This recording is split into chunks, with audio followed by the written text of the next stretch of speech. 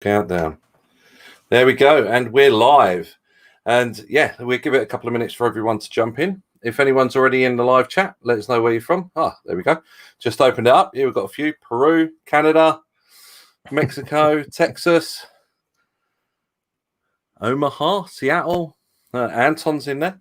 Mongolia, Cornwall. That's where I'm going. Yeah, I'm going down there. I'm looking at a house down there soon. So we're here. Thank you, everyone, for joining. We've got a lot of people here. So we are here to talk about structured data for the knowledge panel. We've got two great guests, Jason and Jono. I'll let you guys introduce yourself, as I'm sure you're doing a much better job than me. And we'll let Jason take the lead. Well, I mean, I'm Jason. Thank you very much. I'm Jason Barnard, the Brand SERP Guy, but I will actually present myself during the presentation, so I won't waste time on that. Jono, who are you and what do you do? God, I wish I knew the answer to that. I'm Jono. I work as special ops at Yoast, who hopefully some of you have heard of in the context of WordPress and SEO. I do research and development for Yoast and a whole bunch of other stuff and SEO things. But my real passion throughout all of that is schema.org and structured data. So this is an absolute treat to be here and ready to nerd out with Jason. That's it. And I'm really looking forward to this one because me and Jason have had a little bit back and forth on this one, playing around with the SERPs a little bit. So let's let Jason take the lead and we get the show underway. Right. Well, I mean, before starting, and one thing, Jono, I remember you saying is when you joined Yoast, they said like, oh, can you come and work for us? But what do you want to do? And you said, I want to do schema market, and they said, "Yeah, isn't that the most brilliant thing in the world?" Yeah, and look where we've come to from there. We've got all this cool stuff going on, schemas everywhere. There was a review recently saying something like the amount of schema on the whole web has radically increased, and I think some small part of that is because it's so prolific in Yoast now, which is awesome. really cool. Yeah, and it's just I'm addicted to this stuff. It's so fascinating. Really. I mean, isn't it kind of 30% of the web is WordPress and half of that is Yoast, so that's 15% of the web. So that effect is enormous. And I remember you saying to me that you dreamt about it, and that incredible increase. I mean, it really does strike me that Yoast, anything that Yoast will implement, will make a phenomenal difference to the web as a whole. That's the dream, and it's such an incredible position of privilege to be able to do things like this, which I think there's a lot of SEO is tactical, it's reactive, it's responsive, it's competitive, whereas a lot of the schema stuff and the structured data stuff is so much bigger and more important than that. Like it paves the way for new types of technologies and a more inclusive and democratic internet and new types of competitors to Google and other services and things we haven't even dreamt of yet because we've never had that kind of level of depth of description. And now we do. So yeah, it's an absolute dream to be part of this journey and to be pushing it forwards. Brilliant. Right. Okay. Well, I've actually got a screen to share. One thing I'd like to say about Jono is one thing I love about him is he can say these sentences that are like 350 words long, not pause in the middle, and they still make sense at the end, which is a phenomenal talent. Anyway, I'm going to talk to you about structured data for the knowledge panel. Ken Shaw from France has just joined us, so I'm terribly keen because I'm French. It doesn't sound like it, but I am. Please do follow me on Twitter or LinkedIn if you're interested in all this stuff. I post my experiments with Twitter incessantly to the point of boredom for everybody else. And YouTube, I'm doing loads of experiments on there and posting stuff there as well. So if you're interested in what I talk about over the next kind of 30 minutes or so, do follow me, do join the YouTube channel because it's a lot of fun. Now, structured data for the knowledge panel. Before starting, I'll present myself. I'm the Brand SERP Guy, and this is what I mean. I mean that when you search my name, my personal brand name, what comes up is pretty much exactly what I want. Not 100%, obviously, but it's not far off the control that we'll talk about later on that Jono mentioned to me, which I love. I used to do cartoons for kids, Boo and Koala. I made a movie and I can get that up on the Brand SERP. I've got a podcast which is up there on my Brand SERP saying how many wonderful, 150 amazing guests on my Groovy podcast. I talk at, I write lots of articles for Search Engine Journal, Semrush, and we'll see that later on. And I talk at webinars and conferences, around the world, including Yoast. So basically, my Brand SERP tells the story about me, who I am, what I do. and who might be interested in me, and we'll see why that's important later on. And here's a lovely disaster story that actually turns out all right, and this actually feeds in a great deal to what's going to come up. I had a Wikipedia page. In fact, I had 3 Wikipedia pages about different elements of my life. They all got deleted within the space of about a week due to I messed with them too much, which is fair dues, and it absolutely killed my knowledge graph API score, and it killed my knowledge panel, which absolutely completely disappeared. And it's taken me 6 weeks to build it back up again from zero, pretty much, obviously based on previous knowledge, and that's a whole different discussion. I used WordLift, which I absolutely love, on my website for building the structured data and pushing that out, more than just the structured data, pushing it out into different knowledge graphs. So I've managed to rebuild it, so that disaster is now over, and we can now relax, or I can relax a little bit more. Here's the plan. Number 1, knowledge graph. Number 2, knowledge panels. Number 3, knowledge panels and brand SERPs. I'm the brand SERP guy, so brand SERPs will come up a lot. Educating Google, using Schema to keep Google on track. I think this is phenomenally important and really interesting. I'm doing lots of experiments on this. And then beware closing the loop, consistency and duplication, which is an underestimated problem, in my opinion. And the more I work on this, the more I experiment. I've got about 50 experiments running right now on the knowledge graph and knowledge panels.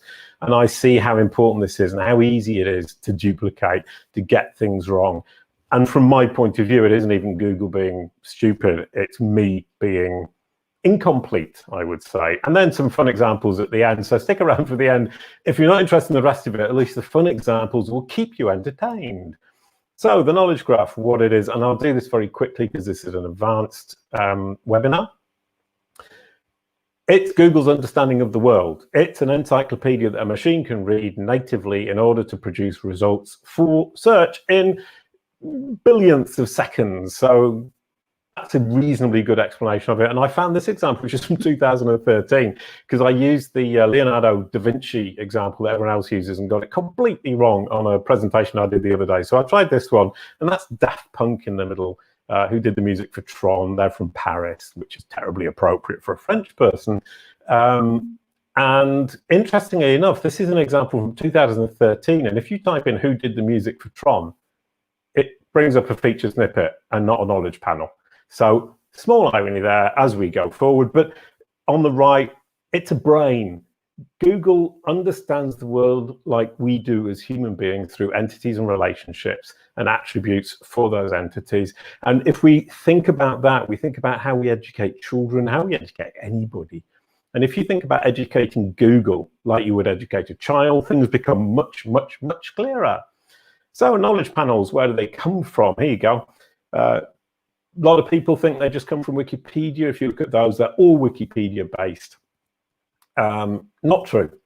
There are lots of sources that can generate and trigger knowledge panels, and I've got a collection of them, or a collection of sources that Google is willing to cite in a knowledge panel as being trusted. 3,184, that was yesterday, and you can actually have a look at that list at the link at the bottom. But in fact, it's not just the knowledge graph.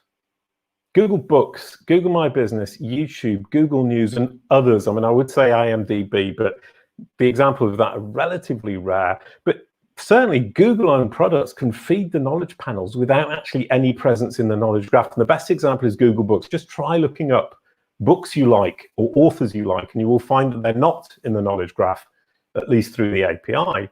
But they are producing knowledge panels. And Google My Business is a new example that's coming up more and more. Andrea Volpini from WordLift talks about that a lot, and I think he talks a lot of sense about that. And YouTube is the new one I found, as we'll see later on. Brand SERPs. What is a brand SERP? This is my favorite topic, so I'm going to spend lots of time on this. That's a brand SERP. It's what appears when somebody Googles your brand name, and I'm obsessed by how important this is. To a brand, because people who are searching your name, your brand name, are people who are going to be doing business with you or who already do business. They're people who are important to your business. But it's also phenomenally important for insights into Google, how Google perceives you, your brand, your content strategy, how much it understands you. And this is a wonderful example. of how much that brand SERP is an insight into how much Google messes with the raw blue links. If you look on the right, on the left, sorry, there, that's start page. That's the raw blue links from Google itself. The start page just used as the result through Google itself, and you see how much Google is messing with those blue link results. Now on brand SERPs, this is spectacularly true. On other kinds of results, it's probably less true. But here you can see, I mean, one example, it really hit me when I saw this. 3 ads for Microsoft, Google takes them off. Google is removing those ads because it doesn't believe they bring value, and it's presumably giving up some money, some income for that. So immediately you can say, well, actually, Google's filtering out an awful lot of ads that people, foolish people with badly organized or optimized campaigns, or badly targeted campaigns, or unrealistically targeted campaigns, they're getting filtered out. And then you can also see how those rich results, as I call them, the universal and the extended search results, really do take over, to the point at which there's only one result from the start page result that remains on the right-hand side on Google's final result, and that's Microsoft's homepage.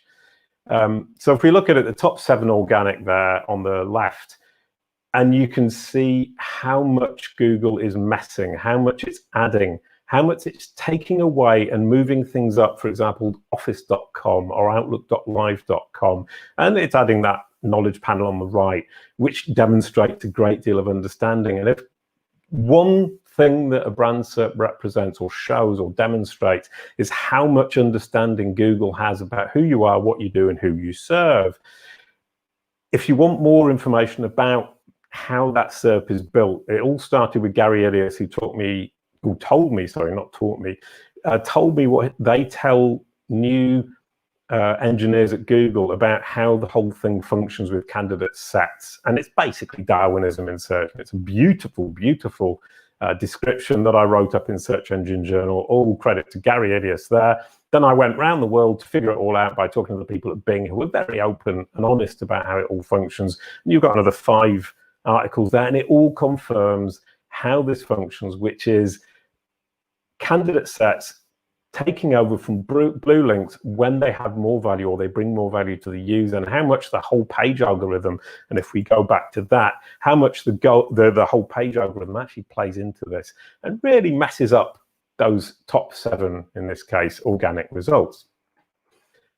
If you want to track your brand SERP, your knowledge panel, your knowledge graph, there's a free way to do it there. I'm not asking for anything in return. This is my personal private project, and I'm only doing it because I want to understand. I want to understand how all this functions, how brand SERPs functions, what functions, how much insight that can give us into SERPs in general, how the knowledge panel appears, when it does appear, when it doesn't appear, what information appears for what type of knowledge panel, and also what the knowledge graph contains, what the API throws back, and how that changes over time. We'll see later on how much it can change. But basically, this is my fundamental idea, is to build a brand SERP. Google has to understand who you are, what you do, and who your audience is. Then it can say, this is the brand, this is what they do, and this is information that is valuable to their audience. And if you can get that, you can have a great brand SERP. And also, I would argue, in your SEO strategy, you're going to be very well served by the fact that Google understands who you are, what you do, and who your audience is, because that's all they're aiming to do, is present the best answer to their audience, their users. And if they can understand that you have that best answer and that your audience is that subset of their users, you're away and you're probably winning.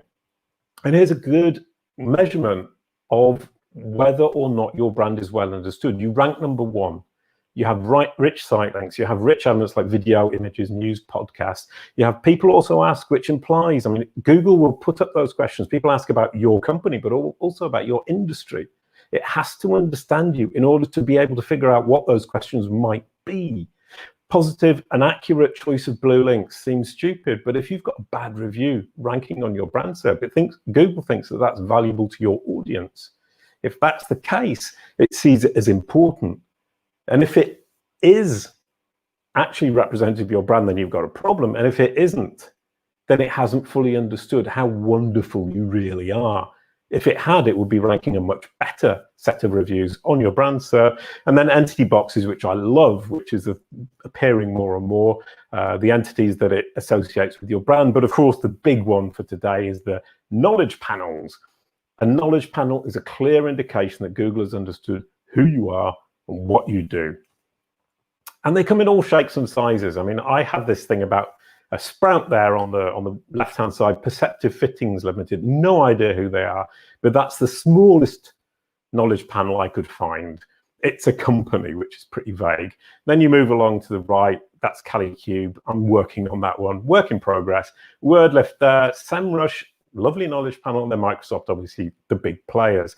They come in all shapes and sizes, and they contain all sorts of information. And I was stunned. I have a collection of 40,000 brands, 75,000 entities in a database, and I found 3,000 distinct attributes that are cited in knowledge panels across these 45,000 brands. I think it's about that number.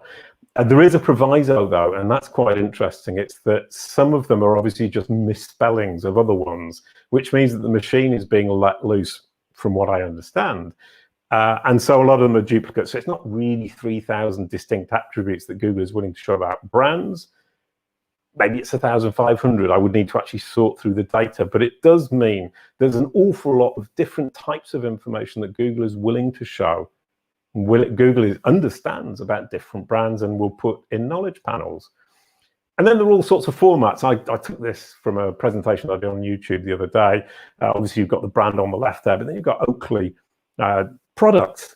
They're astonishingly complex, and they're very, very different to the brand ones. Then you've got the Blues Brothers, the films. That's very different again. The Beatles, a group. Keira Knightley. Obviously, if you don't know them, you've been asleep under a rock for a very long time. Keira Knightley, an actress, and a book on the right there, and you can see how different. I mean, I just stated how different it can be between different brands if you look at that. But then if you look at different types of entities, it becomes mind-blowingly difficult to follow and mind-blowingly interesting. And you understand why Google needs machine learning to drive all this stuff. So if we look at this, number 4, educating Google. What we're doing is educating Google. If we hark back to that Wikipedia idea, Wikipedia says you need to be notable. Google doesn't care about notable, it cares about understanding. So Wikipedia will throw your pages out if you're not notable for a human being. And that's logical. It's an encyclopedia for human beings, which is fine. Google is not an encyclopedia for human beings that tries to bring together information that human beings will find interesting, that they will search for off their own back. It's trying to understand the world. So all it's asking us to do is to educate it, to get it to understand, help it to understand the world, who we are, what we do, and what audience we serve. And that keeps coming back, and I'll keep saying it until everyone gets bored. First thing to do is give every entity a home. This is the single most important thing before the other single most important thing I'm going to say in about 10 minutes time. You need to give it a home. You need to find a place on your site that you describe your entity, be it brand or product or a person, it doesn't matter.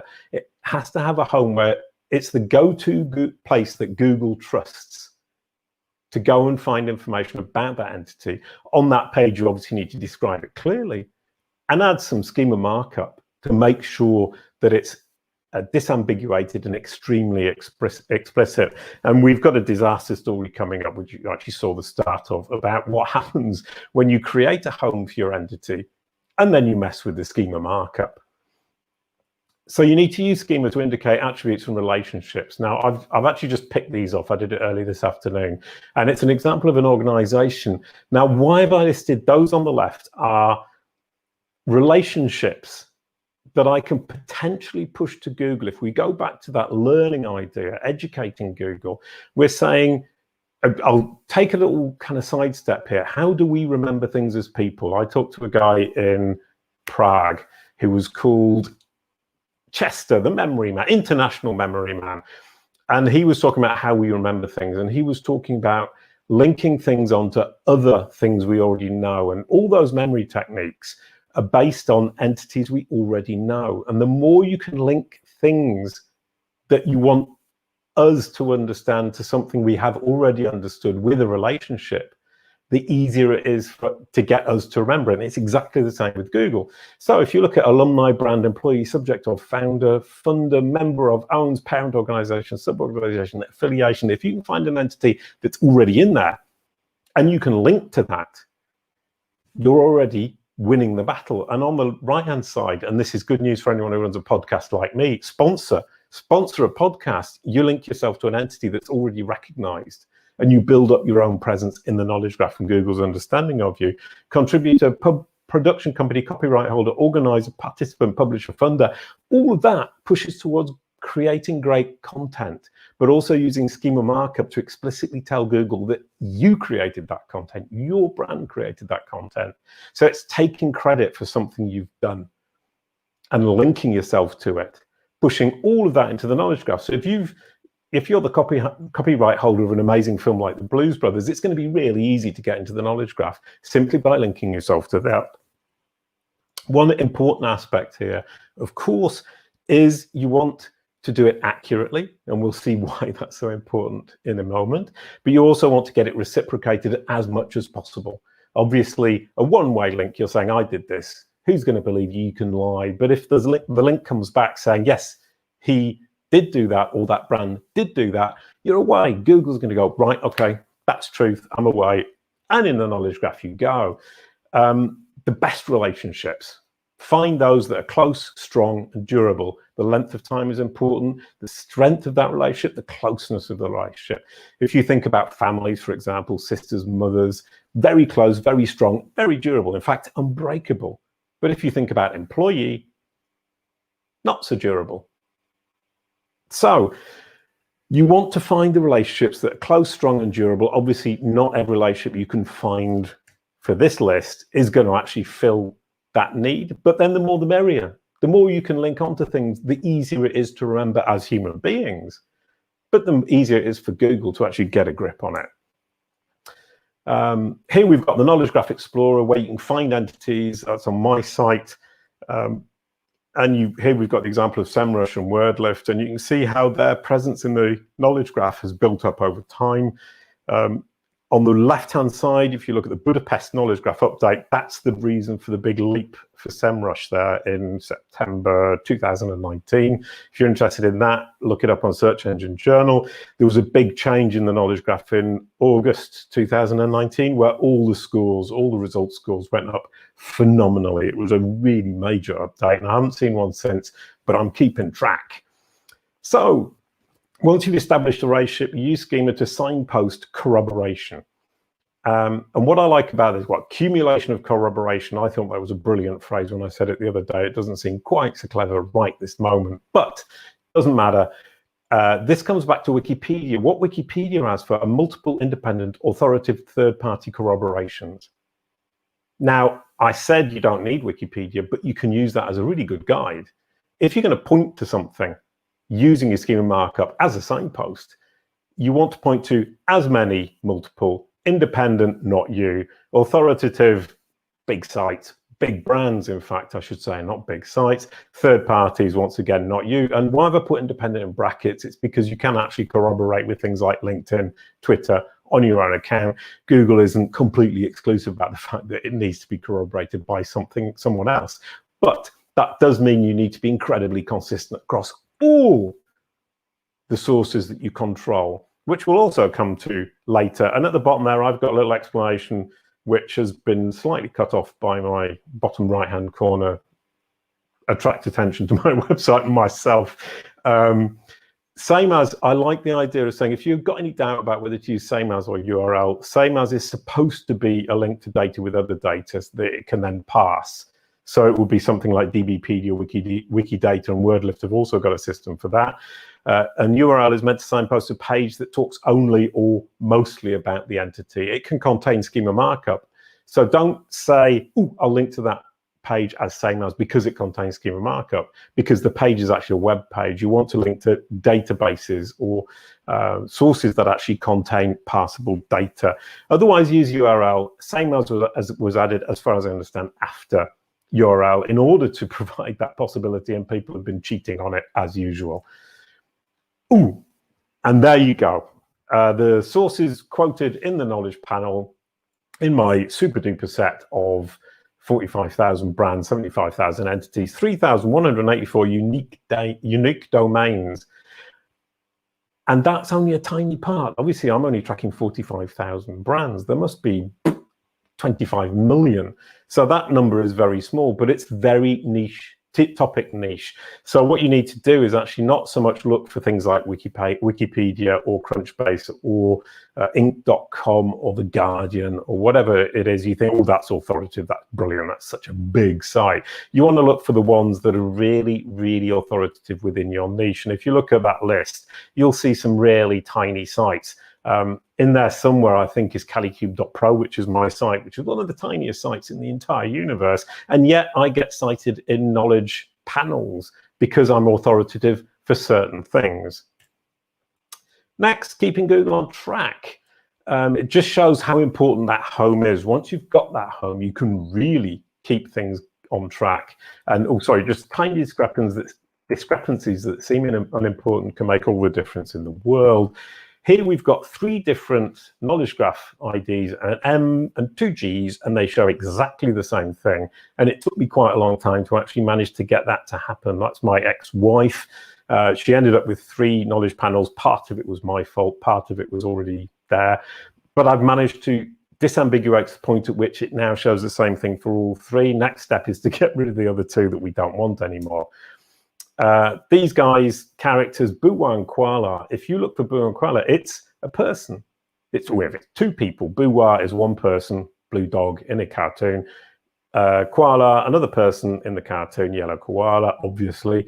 TV series, it's a movie, it's a music group, it's a music album. There's a music album called Buwa and Koala. There's a music group called Buwa and Koala. There's 2 songs called Buwa and Koala, and there's web content called Buwa and Koala.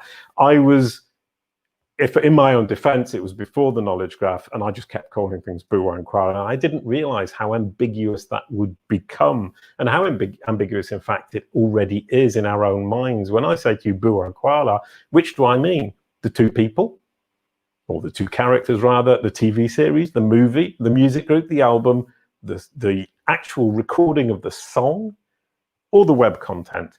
So obviously that ambiguity is incredibly difficult to deal with, and you have to deal with it. And it's very difficult for us as humans to understand that it even exists, because in our minds, we associate one particular string of characters to one specific entity more often than not. Clarifying, once again, tiny differences can make all the difference in the world. Here, it's my ex-wife again. I do lots of tests on anybody who gets anywhere close to me. So if you don't want to be tested on the knowledge graph, don't ever communicate with me. Veronique Barnard with the accent in French. Without the accent, it just doesn't recognize her, which is stunningly wild because it's got a very good confidence level with the accent. And then this is my daughter. And what I did was use schema markup using alternate name, Leonor Joe without the accent, and Leonor Barnard. And as you can see, the confidence Google has that actually matches the person I'm talking about drops very dramatically as soon as you remove part of the name. So that difference in name for my daughter is actually quite problematic in terms of actually getting Google to understand when I'm talking about her. Next is stabilizing. This is the disaster. And it was, at the time, quite frustrating and disappointing, and my ego took a pretty big hit. But as you can see, 3 Wikipedia pages, the cartoon I created with my ex-wife, the band I was in the 90s, and myself. And Wikipedia pages for all 3 got deleted at the same time because I've been messing with them too much. Fair dues, no problem. What happened was the barking dogs went from strength to strength.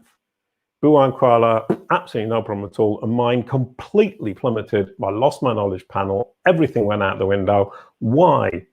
Because I moved the schema markup from the page it had been on to a new page in an attempt to clarify everything. And it was a completely stupid mistake. Put it all back, rebuilt it all, and it's taken me 6 weeks to build that all back up again. But what's very important here for me is Once Google's got a grip on you from, or your entity, through Wikipedia, Wikidata, or any other source, Crunchbase, LinkedIn, or your local dog society, if the niche market is dogs in your hometown, it won't drop you out the knowledge graph as long as it has that schema markup as a reassuring crutch. So next is creating, and this is what Paul was talking about earlier on. This is a podcast I created using Eventbrite. Took an hour, less than an hour, a few minutes. Basically, Eventbrite add this educational event markup, and it creates all on its own that knowledge panel without any support from any other source. If you look at YouTube, same thing. And actually, it doesn't quote a source because it's a Google-owned source. And YouTube, if you can see at the bottom there, a publication is live broadcast start date. You wouldn't have thought that would be an event, but it is. And YouTube is a really great way to push stuff into the knowledge graph if it's a live event, for example. And you'll see that the knowledge graph ID is different. And as you can see, there is a problem with the fact that I've created multiple entities with the same thing.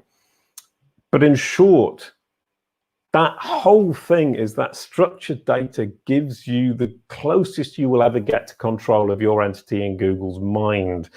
And Jono, show me this. It's his new talk. And he showed it to me, and I was convinced I'd already seen it.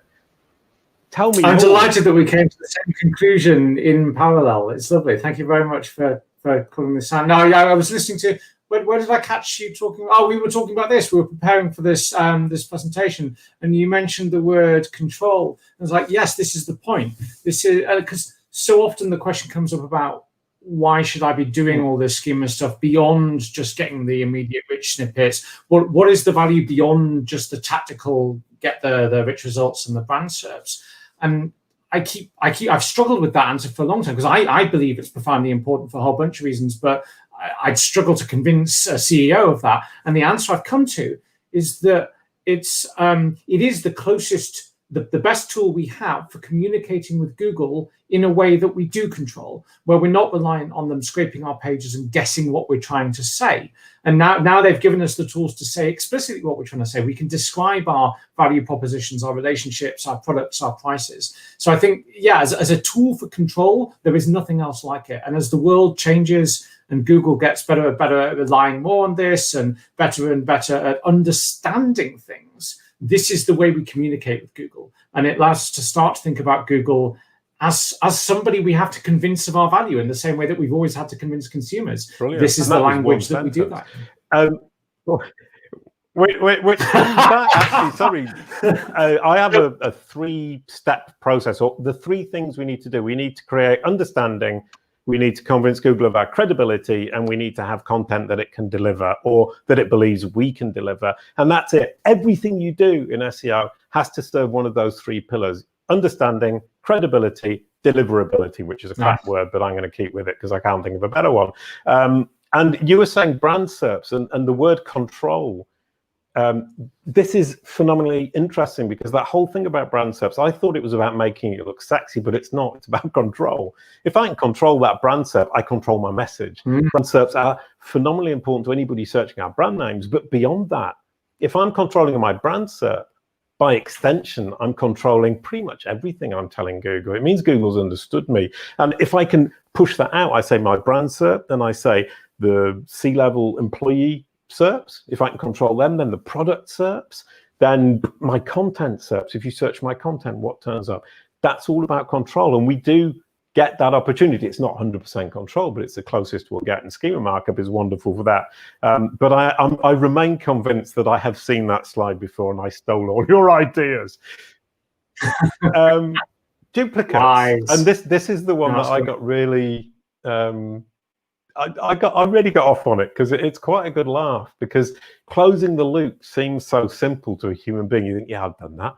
But a machine doesn't give you any quarter. Is that what we say in the pirate world? It won't let you off with not closing the loop. You have to close every loop and make sure that everything is the same. Or you end up, with duplicates. It seems so simple, and yet any tiny discrepancies can make all the difference in the world. Here we go. On the left, we've got Boo and Koala. That was the example. In fact, all of those are the music group, but it keeps putting music recording. But they are the same thing. But we've got 4 entities in the knowledge graph that represent that one thing. And if I may defend myself, that wasn't my fault. On the right, however, it's completely my fault. 2 entities for April Dunford, Cali Cubichuzo, the April Dunford, the title is the same, the time is the same. It's created one from Eventbrite and the other one from YouTube. I have yet to figure out how to stop it doing that, because I made sure for this one that everything was the same. So there must be a difference. There must be something in there that Google has latched onto and said, that's not the same thing, even though it is. And this is the example that really got me started on that a couple of weeks ago. Paul's markup, he started off without a time, and then Google thought it was at midnight GMT. Then he added a time, but he forgot to add the time zone, and that really brought to me 2 things. One of which is your first shot is going to stick. It's been 3-4 weeks, and we haven't managed to get that time of midnight to change, even though the structured data has changed on his site, and even though it was that structured data that had created the knowledge panel and the presence in the knowledge graph. So your first shot sticks, don't get it wrong. And the other is that tiny difference. I mean, for Paul, I would imagine he's in the UK. It's 1800 hours. It doesn't necessarily occur to us that there are other time zones. Then we think about other time zones. And the first thing we do is say, okay, and the GMT is spectacularly difficult, because GMT and BST are 2 different things, and UTC is actually, as far as I understand it, GMT. Try digging into that, then you get your times right, and then you can stop duplicating these events with different times. But here are some examples of small discrepancies that I've seen. And I keep seeing them. You got namesakes, obviously, different people with the same name rather than the other way around. But I've also seen a subdomain where Google has seen one domain with a www and another one without it, and it's taken it to be 2 different entities. So obviously that's really important. That was a problem of redirecting, incorrect redirects that Google couldn't understand because it couldn't follow the link. Time zones we just talked about, accents we talked about earlier on with my daughter and my ex-wife. The order of the words, I have a client called Sal Cedrio, and Cedrio, Sal bring up very different result scores in the knowledge graph. So we need to disambiguate, we need to make sure that Google understands, and we need to use the same terminology, Sal Cedrio, rather than Cedrio Sal, every single time we mention it, especially in the structured data. And my new opinion about this that I made up this afternoon is it could be a specialization all on its own, because you have to dig down every single time. There's a different reason. I had an author, and it was a search result that was making it wrong. If you search for her name on her publisher's website, she had another author with the same name who came from New Zealand, she was from Australia, and it was mixing them up.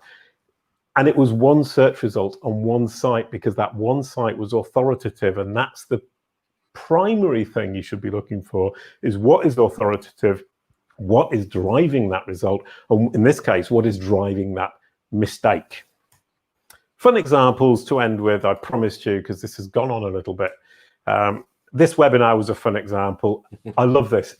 Forget feature snippets, knowledge panels. You can jump everybody and get right to the top. You don't need feature snippets anymore. And I tried to reproduce this, as you will see.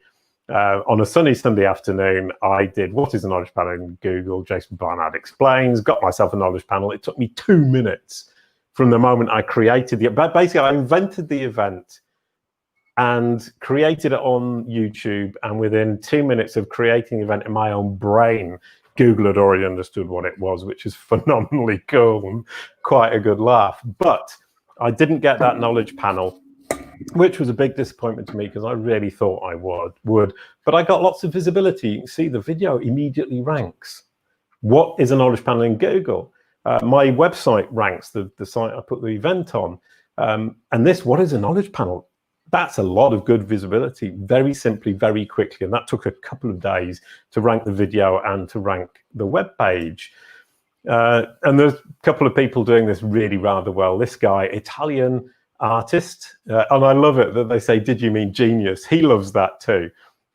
He's so keen on that, but he's been working on it bit by bit. He contacted me in May, so I started tracking his presence in the knowledge graph in May. Look how it goes up. And all he's done is placed information all over the web that confirms what he's saying about himself. And the whole thing is based on, as you can see, danguiz.com, which is his own site, which has the simplest structured data you can possibly imagine, but points to all the right places. And this guy, Reed Bob Brewster, who basically created himself and his entire family in the knowledge graph, and he even has his shoe size, which I love, and the hospital where he was born. And that's just placing information, being very methodical about it. And as you can see, he actually had all his Wikidata stuff deleted, and that was in July, and he's gone from strength to strength. And I really hope that my Wikipedia experience didn't make that happen to him, which would be really unfortunate. But he's done a great job of keeping that going, keep pushing it forward.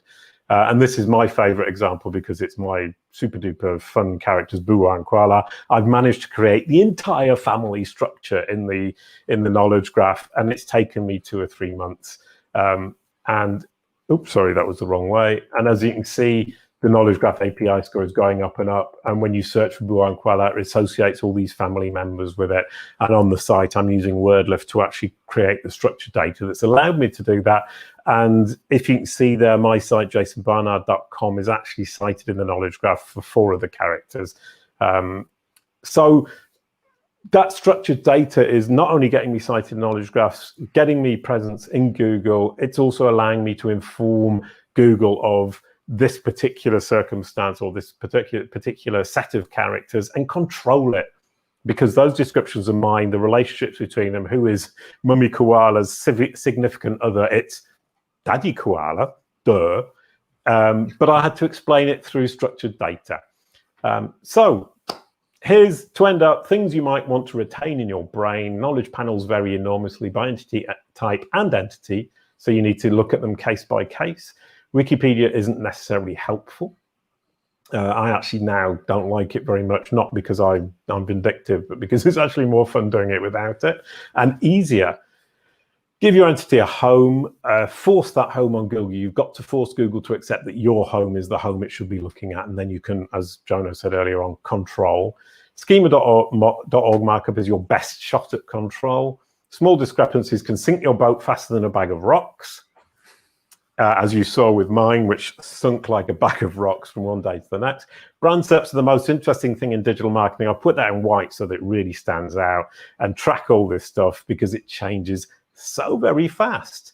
More information, visit my site, follow me on Twitter or LinkedIn, go to the YouTube channel. There's absolutely loads about this on there now. And if you want more information about Brand SERPs, knowledge panels, knowledge graph, and those examples, just go to caligube.pro. I'm sharing all this information. It really is just kind of an attempt to understand. I really just want to understand. So please do go along, put your brand name in there so that we can track it and we as a community can understand better. Thank you very much. That was it. Done it. Well done, Jason. That was great. Nice. I loved it. It was, I mean, the information there is solid.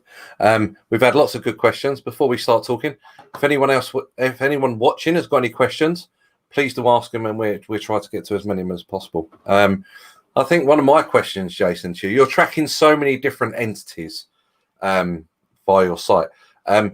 Would you say that if you are able to gain any of those types of panels, graphs, whatever you want to call it, would you say that Google would then understand you as sort of like almost like a trusted source or a trusted site, as in they're triggering that based off of you just placing structured data, for example? For example, would a spammy site, for example, be able to place structured data and get one of those enhanced features, I suppose we'd call them, in the Google SERPs? Well, it's almost certainly open to spam. I mean, I wouldn't ever say that you can't cheat the system. But what I managed to do was get Google to trust me about myself, my rock group, the Barking Dogs, and Boo and Koala, the cartoon characters that I created with my ex-wife. And once I did that, A, I was cited in knowledge panels, but B, I could actually push any information I want. But more importantly, perhaps, is that I could claim the knowledge panels because it recognized my site as the authoritative site. And in fact, then you just need to click on claim the knowledge panel. If your Google Search Console is linked to that site, then you can claim control of the knowledge panel. So I can actually control all of these things through that. So building up your own authority for any specific entity is the single most important thing you need to do. That's it. And yeah, Jono, I don't know if you've got anything to add to obviously what Jason's just been sharing before we get to any questions. Nothing particular. That was awesome. It was a really good overview. I think the only thing I'd like to echo, which we've touched on in a previous one of these, is just how many, and you touched on this, Jason, just how many different ways there are to validate and to showcase your authority for things like which certifications does this brand have? When was it founded? How tall is the founder? What is his shoe size? Where was he born? And you mentioned things like like that sort of stuff exists. You can use schema.org to describe it. Nobody does. It's hugely powerful. And the other thing you mentioned, which really got me thinking, was things like, okay, you start off by taking control of the brand SERP and go, great, okay, we're now managing this landscape in our messaging. And then you go a step back and you say, okay, now we're going to start to take control of the C-level, the C-suites and their landscape and reputations. And actually what you're doing through engineering your brand SERPs and managing your schema is improving your business. Yes. And you're earning all those results. Because you can't really do one without the other. You can't say, look how authoritative our authors are and look at all the incredible university degrees they have without having incredible authors with university degrees. So you start to have to actually improve your thing before you can describe it in a way that proves that it's authoritative, which I think is lovely. Yeah, it's astonishing how much we think all of this is obvious. The number of people I've had talk to me and say, well, it's obvious that I've got a degree, and you're going, it isn't obvious at all. You have to actually explain it. And also, as you said, it's linking all this stuff together that you kind of think, well, yeah, all right. And so you link it, and then you big each element up, and each element that's been bigged up supports the other elements and bigs them up. And it's this kind of self-fulfilling prophecy and mutually supporting set of entities, and that mutually supporting set of entities is incredibly important. Sorry, go ahead. No, just agreeing. I think that's. One thing is I've noticed is pushing things into the knowledge graph that are related to me has become increasingly easy over the last 4 or 5 months since I've really made an effort.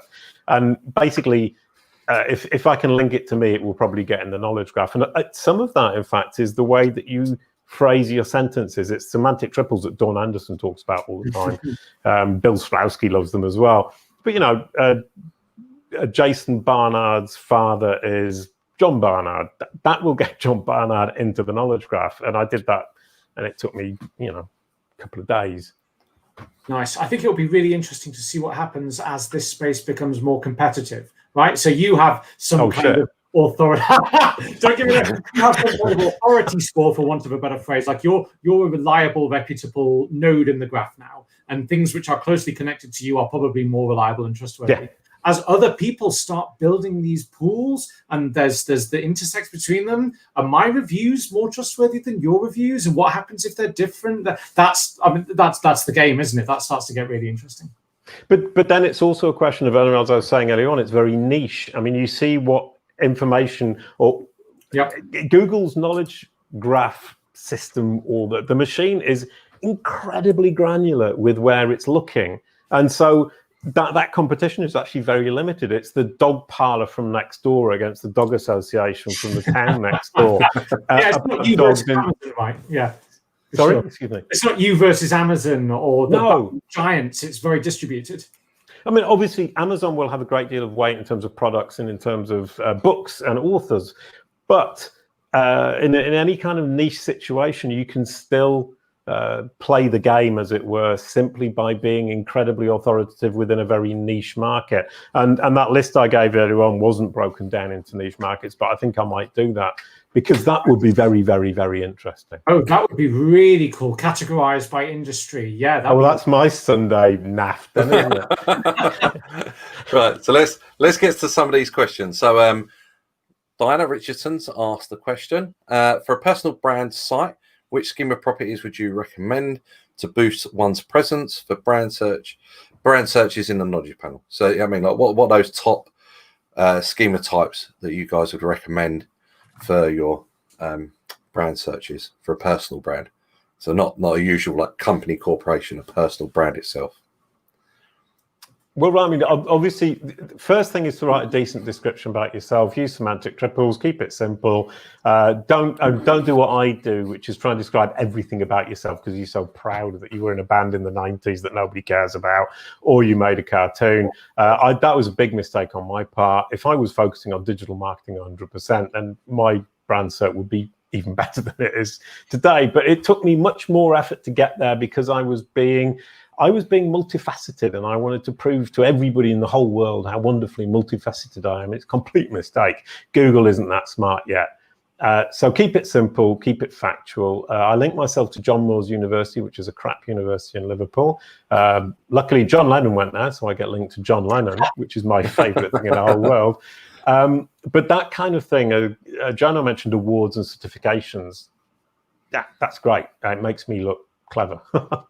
I guess the easiest answer is exactly what you do in the real world. You would say, here's the university I went to, here's my rich famous parents, here's and there are properties for many of these things, rather than trying to cherry pick individual things and say, how do I mark them up? Actually, no, you want to be the answer to how do I describe how authoritative I am is to describe how authoritative you are.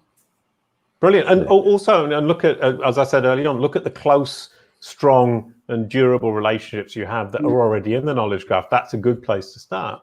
And try to keep them on one line of thought, i.e., once again, coming back, linking, my mother's a jazz singer, linking to her, linking to my sister who's a film director. It's easy peasy lemon squeezy to get into the knowledge graph, but then it's very difficult to get Google to understand that I'm not a musician, I'm actually a digital marketer. Yeah, and you can find all of those schema property types if it's for a personal brand under person at schema.org. And you can just go on and on and on. I do try on a None good of the day smartest people come up with the simplest answers, and you just did that right off the bat. Yeah, so just go to schema.org and look up the person structured data, and it will guide you and try and be as complete as you can. And like Jason said, don't try to give too much. Just focus on what it is that you believe is important for the niche that you're targeting and for your audience. Because I think one of the things that I like, Jason, was when you were going on about audience and trying to understand and getting that brand SERP right, what you need to understand is people that are looking for your brand are probably looking for your service or your product. So you want to try and make sure that you're sending those signals as many different places as possible, because the chances are they're going to be searching for something else that's related to you that you may well be able to trigger one of those panels quite easily for, if you mark everything up correctly. So then that way you're getting that bigger bit of visibility that you wanted. So let's have a quick look here. What else we got? So Mika, I won't pronounce that surname because I'll probably get it completely wrong. Hello from Malaysia. I work for a company that offers platform-based service. Would you recommend that I prioritize schema for a corporation or for a platform-based service? So it's getting a bit... well, Jono, you'll correct me if I'm wrong, but that's two different things.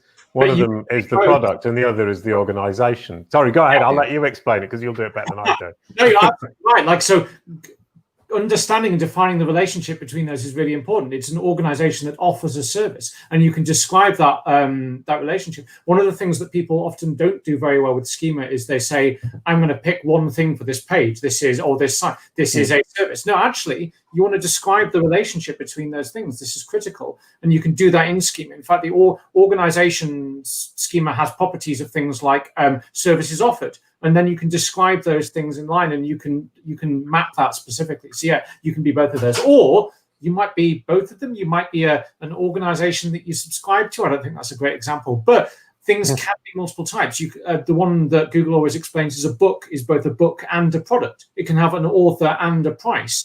So when things truly are in that kind of gray area, you can double up and describe them with properties of both things, which is really nice. Oh, if I make a point about books, I had a client the other day, and the book is a concept. It's the publication, the edition of the book that's the thing. Oh, interesting. Yeah. So the author is linked to the concept, but each individual release of the book, and it gets really complicated really quickly, and each of them will have an ISBN number. So you can actually identify the different years and different thing. But the book in itself is actually just a concept. That is an entity. And if we come back a step to the platform we were talking about, I would assume they've got the same names, and that's a big problem. If you look at Buwan Kuala, it was the TV series, it was the web series, it was a song, it was an album. You've got the same problem. You've got the same name. That is both the corporation and the software. So you have to disambiguate. Unfortunately, it's quite difficult to do. I talk from experience.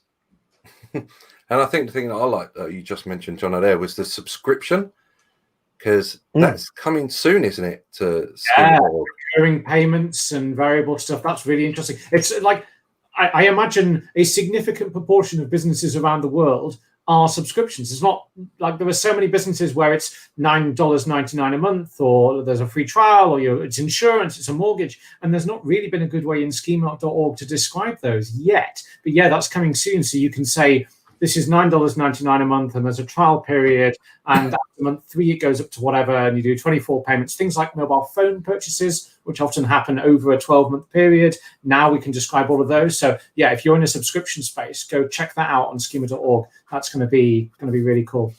Yeah, and it's going to be interesting to see how, when that's nested within a product, how that shows in the SERPs, rather than just showing like a price of like $9.99. So that'd be good. So right, next question. Is it the best practice to use one schema format across all web pages? Oh dear. So, well, I mean, I would just say anything you do needs to be consistent. I was talking to Fabrice Canel-Cabral, who was actually a French singer. Sorry, Fabrice Canel, who is Mr. Bingbot, who isn't the French singer, and he was saying basically, Bingbot functions on anything that's standardized. It's going to understand it better. It's going to be able to digest it better. It's going to be able to label it better. And that labeling, as he was talking about, an annotation layer that Googlebot actually puts on all your content before it sticks it in the database, is what all the algorithms use to pull that data out. That annotation layer is phenomenally important. So whatever you're doing on your site, do it consistently, because that's what Bingbot and Googlebot are using to actually understand how it is they should be classifying. And that's a really interesting concept. I mean, if you look at 2 pages and they've got 2 different systems of schema, it's going to go, oh, I can't classify them the same way, and it's going to be thrown off. It's going to be looking for a system.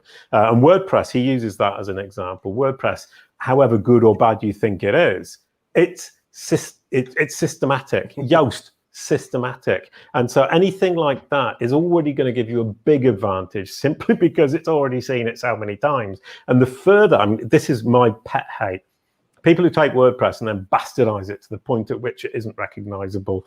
And the further you get away from it, the less you can actually draw the advantages that it brings in that standardization. That, and I'll repeat it, Bingbot and Googlebot use to understand, to digest, to annotate, which allows the algorithms then to access this data.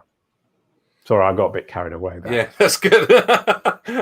So Mike's asked a question, and Mike, if you're there, just give us a little bit more clarification. He said, how do we recognize errors like 404 with schema? Oh, that's Jono. Oh. Yeah. There isn't really a good way. This is really interesting. It's something we struggled with in Yoast SEO. There isn't really a good set of concepts for errors. There aren't any concepts for types of error pages. You can't describe a thing as a 404, but I don't know if you need to, because all of the contexts where external systems like Google are going to be trying to consume schema, this is a product page, this is a blog page, don't really apply if it's an error page. And actually, just not having the schema there might be enough. So in Yoast, I think off the top of my head, we still output the organization schema and we output the website schema. So we say, this is yoast.com by Yoast, but we don't output anything about the page, and we don't output anything about, because there isn't anything to describe. Well, it's kind of cruel, because he's saying, this is an error by this website owned by this company. And it's really pushing up.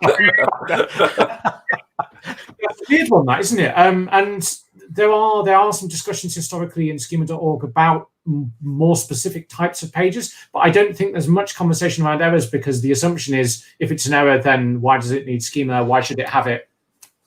Can I ask a question, please, Jono? No, all the different page types, like About Us and Collection and Contact Us pages and whatever, how important are they? Oh, this is sorry. It wasn't a question you wanted, is it?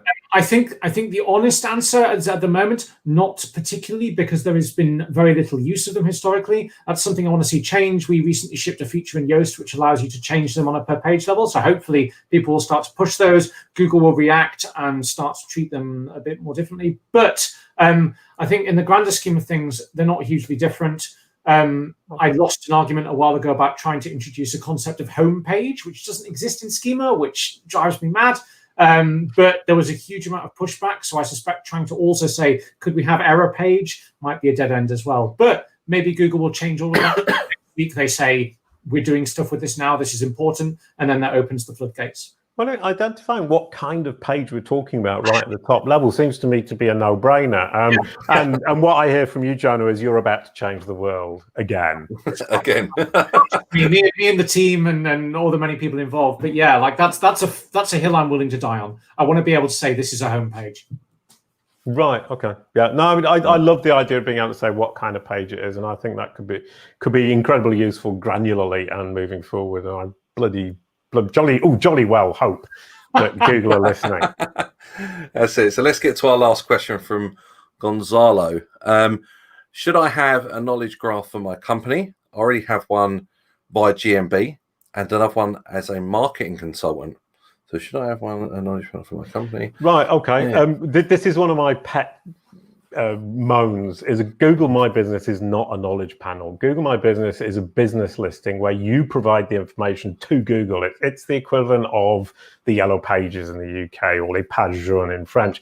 It doesn't actually mean anything other than the fact you provided the information, you've gone to the effort of kind of like filling in a form. A knowledge panel is a fact that Google has understood from third-party independent information from crawling the web, that it understands independently who you are, what you do, and who you serve without you having to tell it. And that's much more powerful. But that isn't to say that Google My Business isn't important. Google My Business is a great platform for leaping into the knowledge graph because Google will use that as a source of information about you.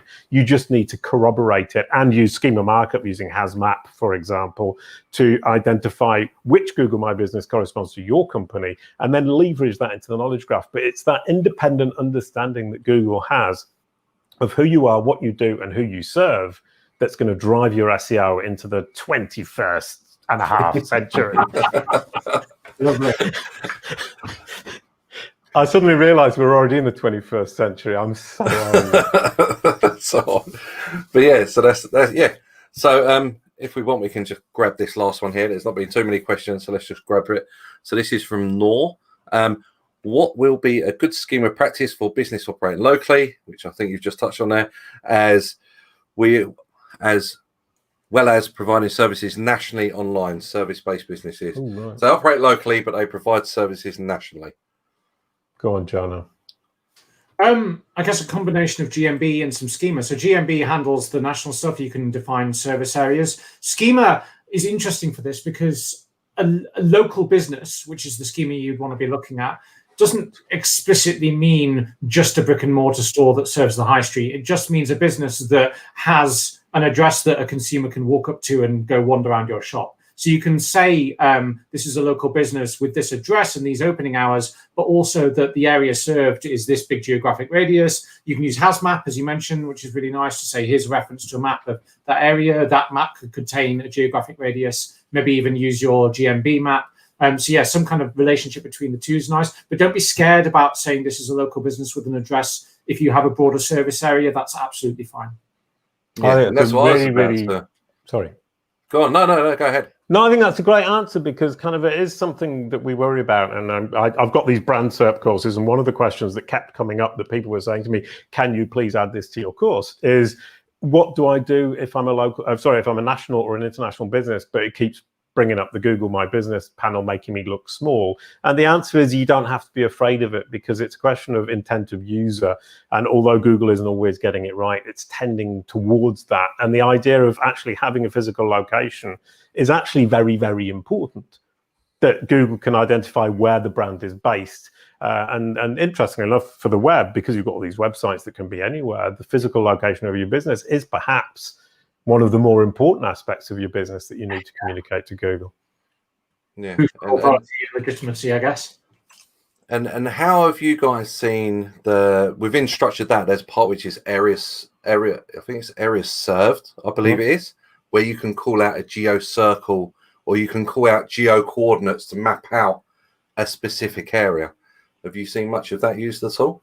Yeah, well, I did it using Google My Business, in fact, just to see how it works out. And I've tried the tiniest, like street level to town to country, and then done the world. And it starts to look a bit ridiculous with the world, which is a bit of a pity. I think the idea that Google should start looking at, I serve the world. And as you were saying, subscriptions, an example. Subscriptions, a lot of us are doing subscriptions. A lot of us serve the entire world thanks to the internet. And it's ironic that Google hasn't really caught on to that and hasn't really got to grips with it. I actually saw, events. One of the things with events, which is my favorite thing at the minute, was it needed a physical location. The virtual location has now come into play. But I actually saw a Google event where they'd cited it as being taken place on the Earth. And it actually had a link in the knowledge panel where you clicked on it and it showed you the Earth. Nice. So apparently Googlers have got a sense of humor, even if they're not necessarily up to date with the schema markup. That's super. Right then, so we're called out a wrap. Thank you for everyone that's watching and people that have been commenting and asking questions.